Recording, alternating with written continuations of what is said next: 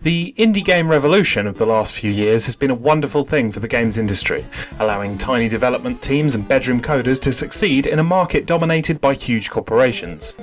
It has pushed life back into the PC gaming scene and legitimised the digital marketplace as a viable and profitable alternative to selling games in boxes. Mutant Deluxe is a good example of a game that never would have been financially viable in the gaming world 5 years ago, but it's here for sale at a very reasonable price on a number of platforms and waiting to be downloaded to your 3DS, WiiU, PS3, Vita, PC, or even an iPad or iPod if you're that way inclined. Now, some of you looking at the footage here may already be rolling your eyes and asking a very legitimate question. Does the world really need another indie retro platformer thing? Well, for the most part, I would strongly suggest that the world actually doesn't need another indie retro platformer thing, but for Mutant Deluxe here, I'm willing to make an exception.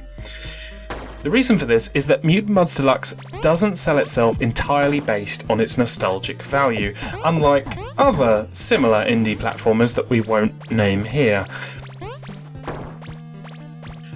Whereas simply referencing an older game, for example having an NPC say, "It's dangerous to go alone, take this," or "The princess is in another castle," is fine and can be vaguely amusing the first time you see it or hear it, it limits your audience to those who are in on the cheeky little reference, and it will leave those who don't understand it feeling alienated. So yes, Mutant Muds wears its references on its sleeve, a clear artistic direction based on the side-scrolling platform games of the late 80s and early 1990s. And of course, with my breadth of video game knowledge, I can see the game mechanic they stole in its entirety from Wario Land on the Virtual Boy.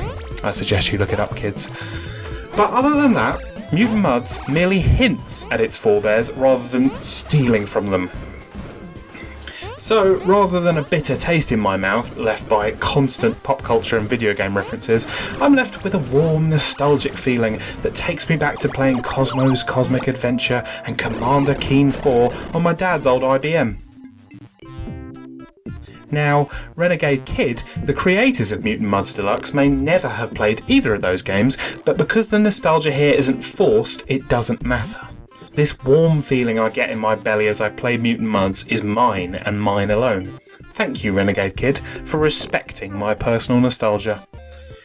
But what else do you get for your money other than a warm, fuzzy feeling inside?